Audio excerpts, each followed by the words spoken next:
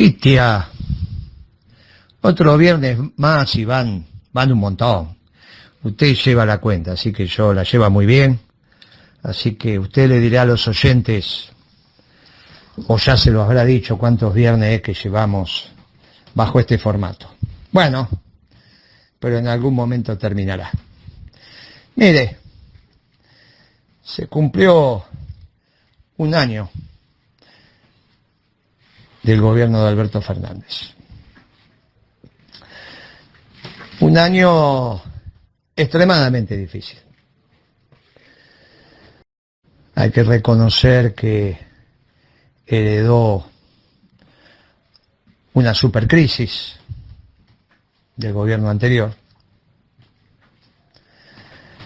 Supercrisis caracterizada por un déficit fiscal de una envergadura tal que fue el que le costó el gobierno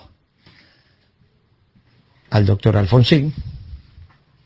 Eso le costó el gobierno a Alfonsín, que no supo manejar la economía. No lo que decía Moró, que los peronistas no nos bancamos, un gobierno radical, entonces bla, bla, bla, bla, bla. No manejó bien la economía y la economía colapsó. Fundamentalmente a partir del déficit fiscal. Solo eso no.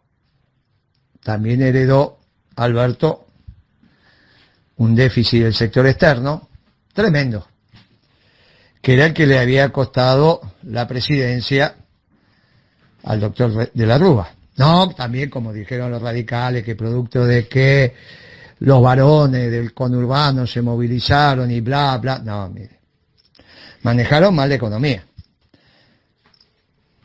Se les dijo, mire, el plan de convertibilidad, se lo había dicho Duhalde, está acabado, es mejor que salgan. No salieron, bueno, la realidad se impuso. Los dos fenómenos en el mismo tiempo lugar, el fiscal y el externo, una supercrisis. ¿Sabía Alberto esto? Sí, lo sabía.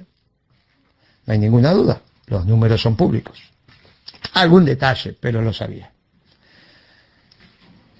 Esto lo sabía con precisión.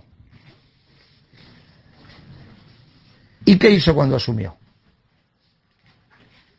Y dijo que tenía un plan, pero económico, pero era secreto.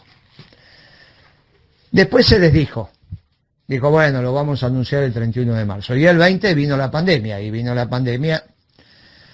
y después avanzó en su cosmovisión y dijo, no creemos en los planes. Porque Kirchner no quería en los planes. Y humildemente le dije, mire, eso no puede ser. Primero, porque nosotros teníamos un plan económico en la década ganada. Y segundo, porque, pruebas al canto, Kirchner creó el Ministerio de Planificación. No va a creer el Ministerio de Planificación y no creer en los planes, ¿no? Pero aparte había un plan económico, clarito y contundente, que fue efectivo. Por eso generó la década ganada.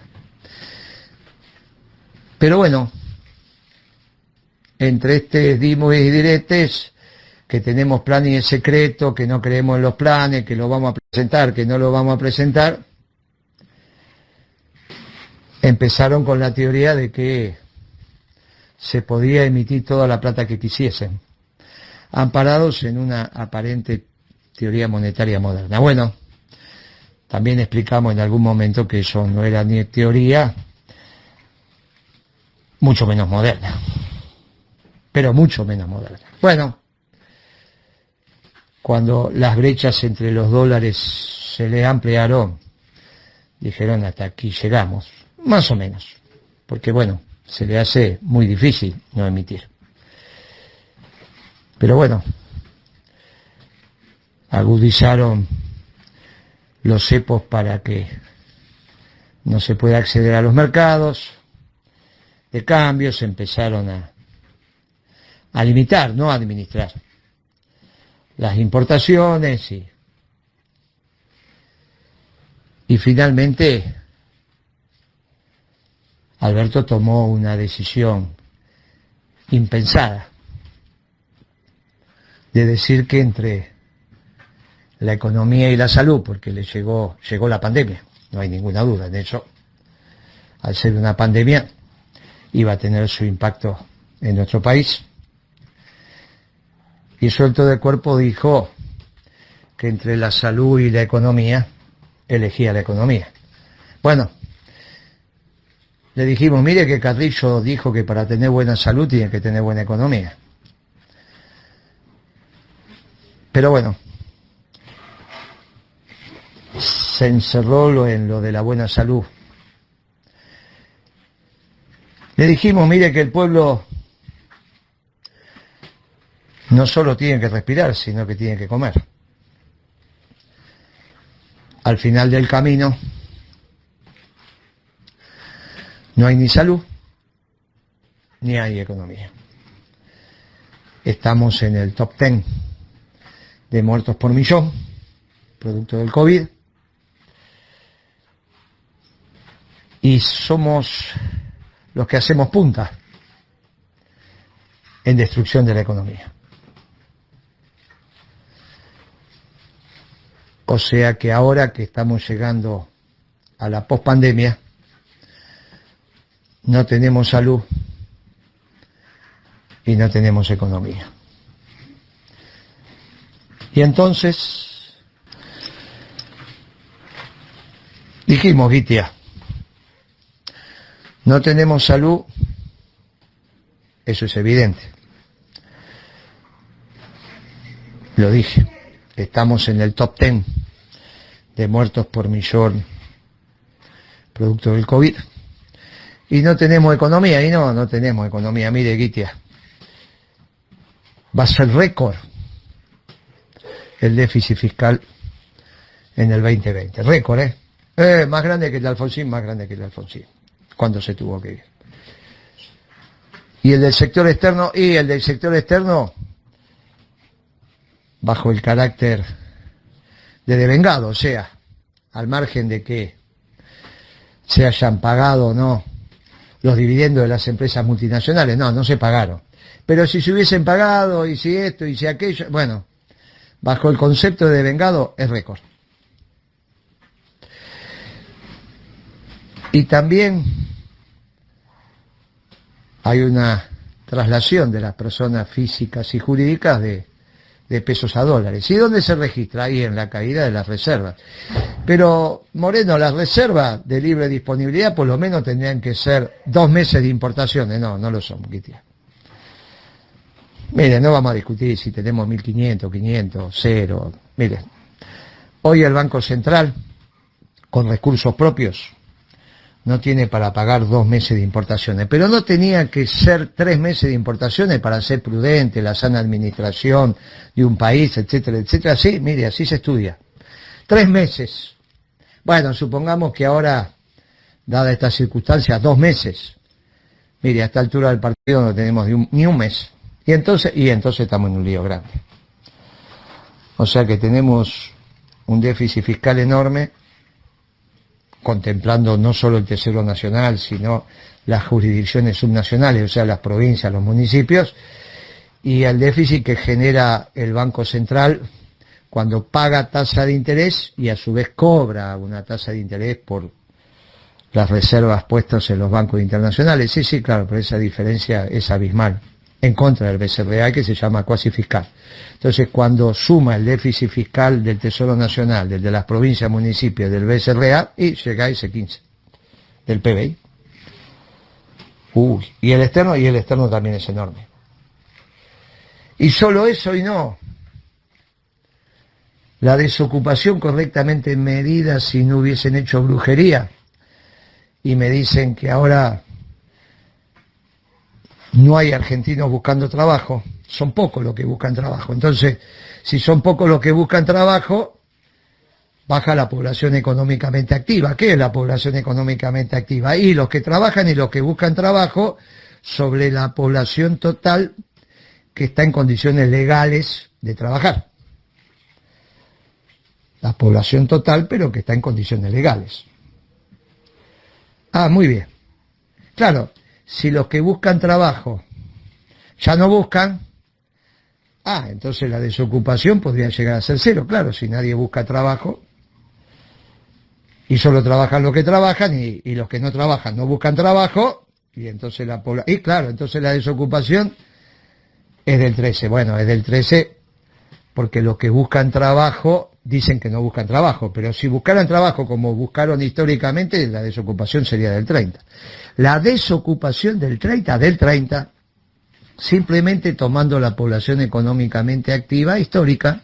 ¿Cuál sería la histórica? Y la de marzo, la que había en marzo del 2020, no la histórica de hace, no, la de ahora. Y entonces es un lío, porque si la desocupación es del 30, ¿y cuánto es la pobreza? Y está claro que no puede ser ni 40 ni 44, eso es ridículo. Y entonces hacen algunas galimatías. Mire, ¿por qué no medimos la pobreza sobre la accesibilidad que pueden tener las personas físicas a los bienes y servicios? ¿Cómo? Claro, si la economía produce por lo menos 14-15% menos que el año pasado, hay menos bienes y servicios para todo el mundo, pero si a su vez la distribución del ingreso es muy complicada, está peor. Y entonces, si la medimos por la accesibilidad a los bienes y servicios, mire, como mínimo está igual que en el 2002. Pero en el 2002 fue récord, sí. Como mínimo, ¿eh? Las condiciones sociales están como en el 2002. Y entonces estamos muy mal en términos de indicadores económicos y de indicadores sociales. Y entonces Alberto Fernández tiene que cambiar su manera de pensar. Mientras piense como un socialdemócrata, va a pasar lo que dijo en el presupuesto. ¿Y qué dijo en la ley del presupuesto? Y que cuando termine su gobierno, la Argentina va a estar igual, en términos de su economía, a como él la recibió. Pero como no recibió un desastre de Macri, sí. Y si recibió un desastre de Macri, ¿cómo después de 4 años va a devolver ese mismo desastre? Y bueno, es lo que él dice, no es lo que digo yo. ¿Y dónde lo dice? En la ley de presupuesto. Dice que este año la economía, él dice, va a caer 12.1 y que en los próximos 3 años va a recuperar esa caída. Y si usted, Moreno, dice que va a caer más, y bueno, tomando las cifras de él, dice que cuando se vaya del gobierno, en 3 años más, estamos igual que cuando se fue Macri. Pero Moreno, si cuando se fue Macri esto era un desastre. Sí, eso dice Alberto, no digo yo. Y entonces hay que cambiar. Por eso le pedimos a Alberto que deje de pensar como un socialdemócrata, y si no sabe pensar como un peronista, que pida ayuda. Que pida ayuda. Porque el peronismo es solidario y entiende que primero está la patria. Así que pida ayuda. Ahora. Si no, este es un destino. Bueno, los peronistas no nos vamos a conformar con ese destino. Y entonces, bueno, Gitia, se cumplió 1 año de gobierno de Alberto. Teníamos que hacer el balance de lo que había acontecido en el Poder Ejecutivo. Este es el motivo de este programa. Hicimos el balance. En el próximo programa seguiremos diciendo cómo podemos construir un destino distinto para nuestro pueblo. Porque nuestro pueblo se merece una patria grande y naturalmente ser feliz. Gracias, Gitia. Un fuerte abrazo para usted, para Fer, para Bea, para Pimpi, para Pablo y para todos los técnicos del programa. Hasta la próxima. Moreno, ¿qué año? Ese balance suyo sobre el primer año de gestión de Alberto Fernández ya comenzó en marzo de este año, ¿se acuerda? ¿Se acuerda que habíamos convenido que no se iba a expresar con relación al gobierno de Alberto Fernández durante los primeros meses?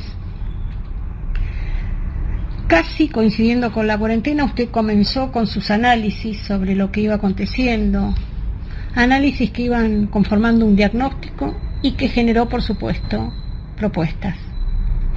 Esos análisis iniciales fueron confluyendo en el balance que hizo hoy.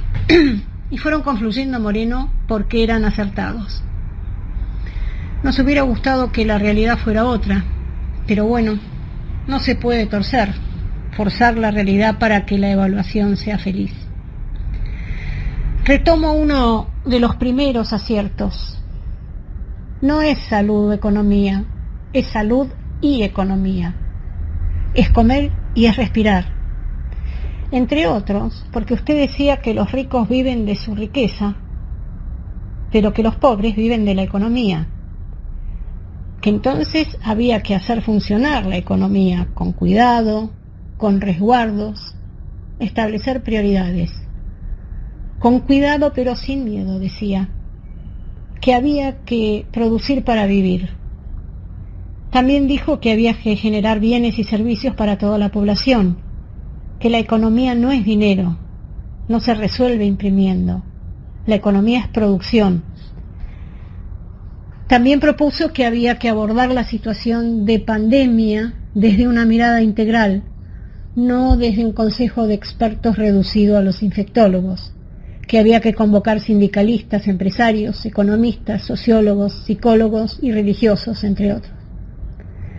Usted lo retomó a Carrillo, y cuánta razón tenía Carrillo. Él decía que los microbios son unas pobres causas, agrego que los virus son unas pobres causas, para el deterioro del proceso de salud, enfermedad, atención y cuidado de la población, que es un proceso integral. Por lo tanto, requiere de respuestas integrales.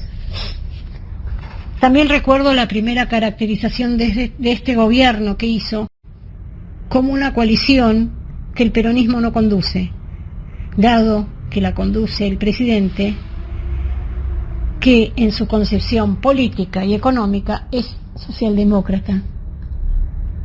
También recuerdo, Moreno, que usted con Chaliú hablaron de la necesidad de declarar, hace tiempo, la emergencia del sector externo, con el fin de administrar los dólares que necesita el país, dada la escasez de esta divisa.